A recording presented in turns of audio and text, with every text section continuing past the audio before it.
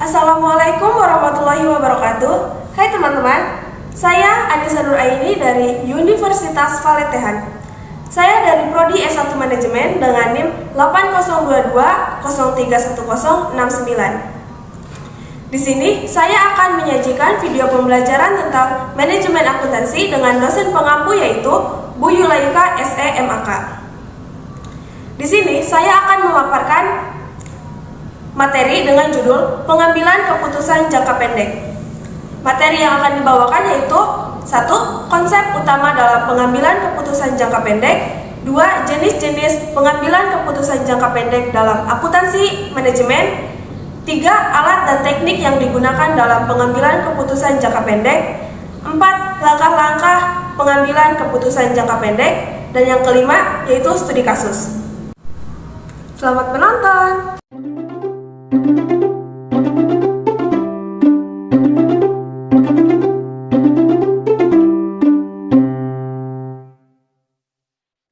Oke teman-teman, materi yang akan saya bawakan hari ini adalah pengambilan keputusan jangka pendek.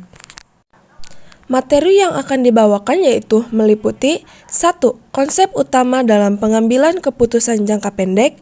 2. Jenis-jenis keputusan jangka pendek dalam akuntansi manajemen. 3. Alat dan teknik yang digunakan dalam pengambilan keputusan jangka pendek. 4. Langkah-langkah pengambilan keputusan jangka pendek. Dan yang kelima yaitu ada studi kasus. Nah, sebelum kita masuk ke pembahasan materi yang pertama, saya ingin bertanya, apa sih yang teman-teman tahu tentang pengambilan keputusan jangka pendek? Apa itu pengambilan keputusan jangka pendek? Pengambilan keputusan jangka pendek yaitu proses membuat keputusan strategis dan operasional yang berfokus pada masalah atau peluang yang memiliki dampak dalam periode waktu yang relatif singkat. Biasanya, ini tuh terjadi kurang dari 1 tahun.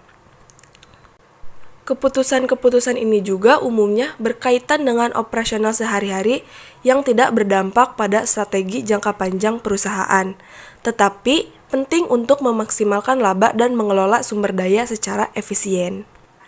Nah, masuk ke materi yang pertama yaitu konsep utama dalam pengambilan keputusan jangka pendek. Di sini terbagi menjadi 4 yaitu 1. Biaya relevan versus biaya tidak relevan. 2. Pendapatan relevan. 3. Kontribusi margin. Dan 4. Keputusan berdasarkan kapasitas. Yang ke-1 yaitu biaya relevan versus biaya tidak relevan. Biaya relevan adalah biaya yang akan terpengaruh langsung oleh keputusan yang diambil. Ini termasuk biaya yang dapat dihindari atau berubah karena adanya keputusan tertentu. Lalu, biaya tidak relevan adalah biaya yang tidak terpengaruh oleh keputusan seperti biaya tenggelam atau sunk cost, yaitu biaya yang sudah terjadi dan tidak dapat diubah lagi. Yang kedua yaitu pendapatan relevan. Sama seperti biaya relevan, pendapatan relevan adalah pendapatan yang berubah akibat keputusan tertentu. Pendapatan ini akan menjadi faktor utama dalam menentukan apakah suatu keputusan menghasilkan keuntungan atau kerugian. Yang ketiga yaitu kontribusi margin. Kontribusi margin adalah perbedaan antara harga jual dan biaya variabel per unit. Ini digunakan untuk menutup biaya tetap dan menghasilkan laba. Dengan rumus yaitu rumus kontribusi marginnya adalah kontribusi margin sama dengan harga jual dikurangi biaya variabel. Nah, pengambilan keputusan jangka pendek ini seringkali bergantung kepada margin kontribusi. Yang terakhir yaitu keputusan berdasarkan kapasitas. Pengambilan keputusan jangka pendek seringkali melibatkan pemanfaatan kapasitas yang ada.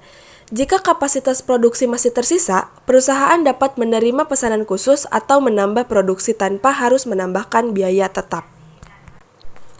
Materi yang selanjutnya yaitu jenis-jenis keputusan jangka pendek dalam akuntansi manajemen. Yang ke-1 yaitu keputusan menerima atau menolak pesanan khusus. Yang kedua yaitu make or buy decision. Yang ketiga, penghapusan produk atau divisi. Yang keempat, keputusan memanfaatkan sumber daya yang terbatas. Yang kelima, keputusan menerapkan harga produk. Keputusan menerima atau menolak pesanan khusus. Pesanan khusus adalah pesanan yang diajukan oleh pelanggan dengan harga yang berbeda dari harga normal, biasanya lebih rendah. Nah, dalam kasus ini, manajemen perlu menganalisis apakah harga yang ditawarkan dapat menutupi biaya variabel dan memberikan kontribusi terhadap laba, tanpa mengganggu produksi atau penjualan biasa. Di sini, yang diperhitungkan hanya biaya relevan saja, karena biaya tetap umumnya diabaikan karena tidak akan berubah dengan adanya pesanan tersebut. Yang kedua yaitu keputusan membuat atau membeli, make or buy decision. Perusahaan harus memutuskan apakah akan memproduksi komponen tertentu secara internal atau membelinya dari pemasok luar. Faktor utama yang dipertimbangkan adalah biaya relevan, yaitu biaya yang akan timbul jika perusahaan membuat sendiri dibandingkan dengan harga beli dari pihak ketiga.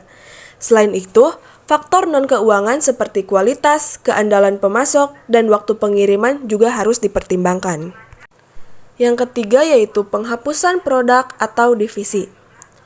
Jika suatu produk atau divisi terus-menerus merugi, manajemen mungkin mempertimbangkan untuk menghentikannya. Keputusan ini bergantung pada analisis kontribusi margin, yaitu apakah produk tersebut masih memberikan kontribusi untuk menutupi biaya tetap perusahaan. Jika iya, mungkin lebih baik untuk mempertahankannya dalam jangka pendek.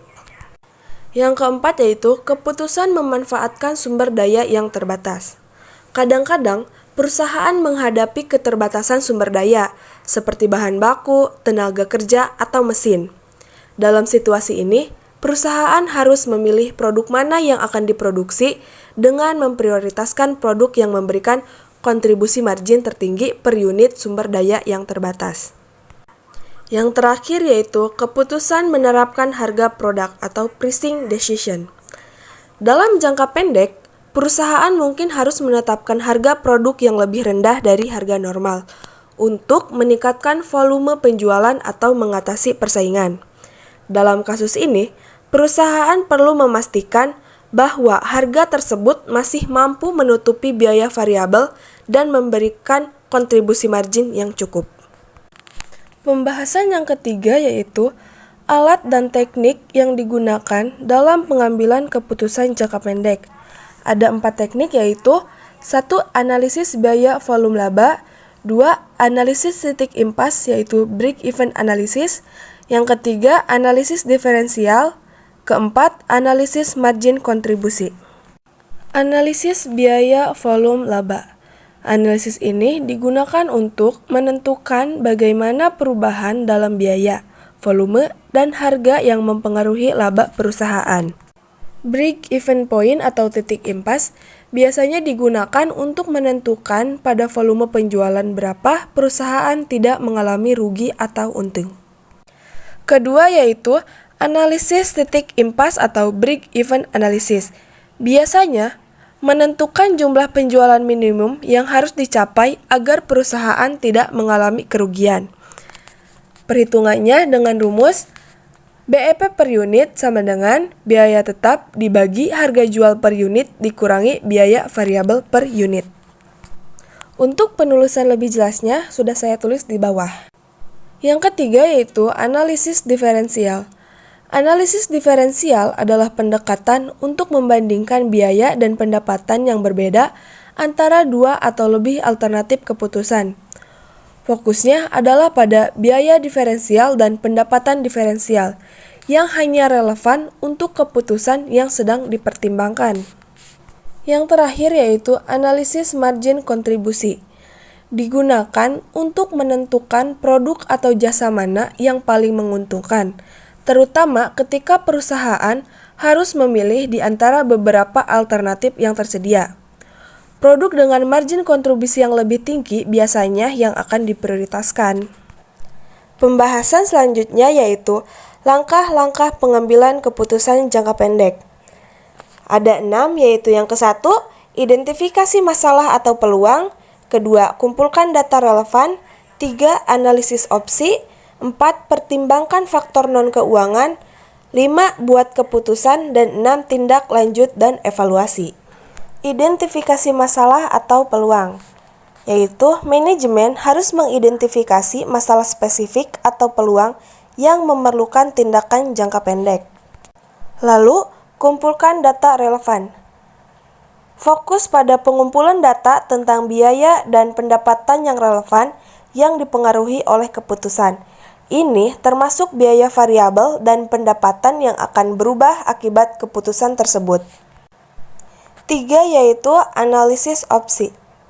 Mengevaluasi berbagai alternatif dengan mempertimbangkan kontribusi margin dan dampak keputusan terhadap laba.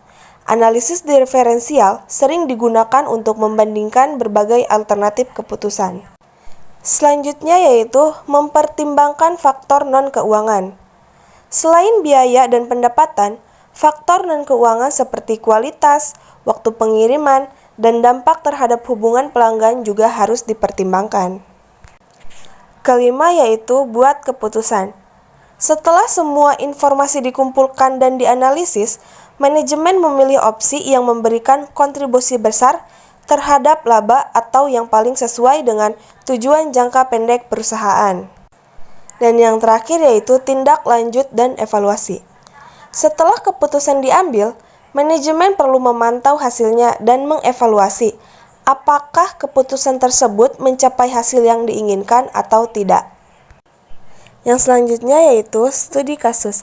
Studi kasus pengambilan keputusan jangka pendek dalam akuntansi manajemen sering berkaitan dengan analisis biaya relevan, perhitungan kontribusi, dan evaluasi opsi terbaik untuk mengoptimalkan laba dalam jangka waktu yang terbatas. Nah, berikut ini adalah contoh studi kasus terkait pengambilan keputusan jangka pendek. Studi kasus yang diambil yaitu keputusan menerima atau menolak pesanan khusus. Contohnya di sini yaitu PT ABC adalah perusahaan manufaktur yang memproduksi furnitur kayu berkualitas tinggi. Kapasitas produksi mereka adalah 10.000 unit per tahun, dan saat ini mereka memproduksi 8.000 unit, yang artinya masih ada kapasitas tersisa sebanyak 2.000 unit. Untuk harga jual furnitur per unit adalah 1 juta, dengan rincian biaya sebagai berikut. Biaya variabel per unit yaitu 600.000. Itu sudah termasuk ke dalam biaya bahan baku, tenaga kerja langsung, dan overhead variabel. Biaya tetap total per tahun yaitu 2 miliar. Memasuki ke dalam inti studi kasus yaitu seorang pelanggan baru menghubungi PT ABC untuk menempatkan pesanan khusus sebanyak 1.500 unit furnitur. Namun, pelanggan ini meminta harga khusus sebesar Rp750.000 per unit, lebih rendah dari harga jual normal. Manajemen PT ABC harus memutuskan apakah akan menerima atau menolak pesanan tersebut. Masuk kepada analisis keputusan. Yang pertama yaitu identifikasi biaya relevan. Seperti yang sudah dijelaskan sebelumnya, biaya relevan adalah biaya yang akan terpengaruh oleh keputusan tersebut, yaitu biaya variabel produksi tambahan. Biaya variabel per unit sebelumnya yaitu 600.000. Ini adalah biaya yang harus dikeluarkan PT ABC untuk memproduksi setiap unit furnitur tambahan. Lalu, perhitungan kontribusi pesanan khusus. Untuk mengetahui apakah pesanan khusus ini memberikan kontribusi positif terhadap laba, perusahaan perlu menghitung kontribusi per unit dari pemesanan ini. Cara menghitungnya yaitu dengan rumus kontribusi per unit sama dengan harga jual khusus dikurangi biaya variabel per unit, di mana harga jual khusus yaitu 750.000 dan biaya variabel per unit 600.000. 750.000 dikurangi 65.000 dan hasilnya yaitu 150.000. Dan untuk total kontribusi dari pesanan khusus yaitu total kontribusi sebanyak 1.500 unit dikali 150.000, yaitu jumlahnya 225 juta rupiah. Selanjutnya yaitu mempertimbangkan biaya tetap. Biaya tetap tidak akan berubah dengan adanya pesanan tambahan ini, karena masih dalam kapasitas produksi yang ada. Oleh karena itu, biaya tetap tidak relevan dalam keputusan ini. Lalu, pengaruh terhadap laba.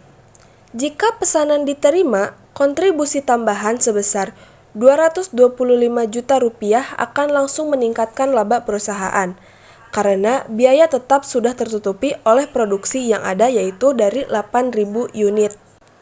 Yang selanjutnya yaitu analisis risiko dan pertimbangan tambahan.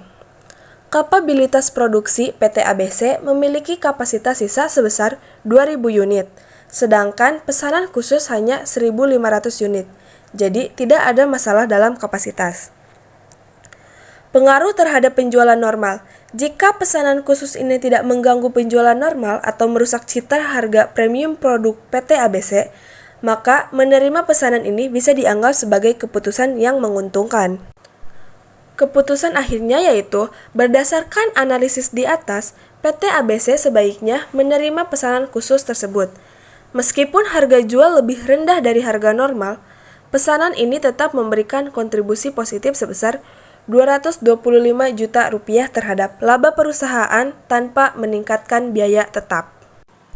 Sebagai catatan tambahan, jika pesanan khusus ini membutuhkan penambahan kapasitas produksi atau memerlukan perubahan proses produksi, maka biaya tambahan yang muncul juga harus dihitung.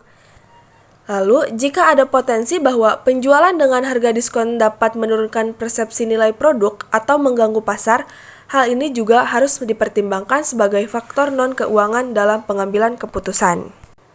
Kesimpulan dari studi kasus ini yaitu, studi kasus ini menunjukkan bagaimana manajemen menggunakan informasi biaya relevan untuk membuat keputusan jangka pendek yang dapat memaksimalkan laba. Fokus utama adalah pada biaya yang akan berubah akibat keputusan biaya variabel dan kontribusi tambahan yang dapat dihasilkan dari menerima pesanan tersebut. Untuk kesimpulan akhirnya dari materi ini yaitu, pengambilan keputusan jangka pendek dalam akuntansi manajemen sangat penting untuk memastikan efisiensi operasional dan optimalisasi laba dalam periode waktu singkat. Keputusan ini terutama berfokus pada bagaimana memanfaatkan sumber daya yang ada dan mengelola biaya variabel untuk mencapai hasil yang maksimal, dengan tetap mempertimbangkan faktor-faktor yang relevan. Nah, itu tadi adalah materi dan studi kasus yang bisa saya jelaskan terkait materi pengambilan keputusan jangka pendek. Semoga apa yang bisa saya sampaikan tadi bermanfaat untuk kalian semua yang mendengarkan. Kurang lebihnya saya mohon maaf dan jangan lupa komen dan like untuk pemenuhan tugas. Oke, terima kasih. Assalamualaikum.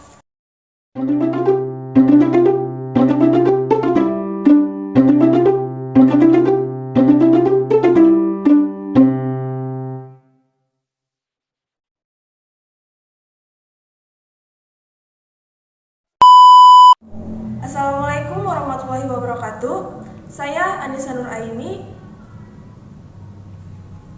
Darinya dengan NIM 8022. Iya kan? 8022. Benar kan? Dengan NIM 802201031069. Prodi salah. Semoga apa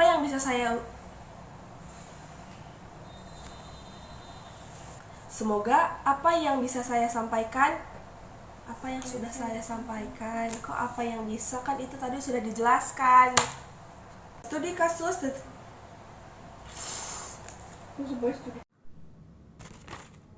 program studi S1 manajemen. Ajo, program studi S1 manajemen. Oh, dengannya di sini saya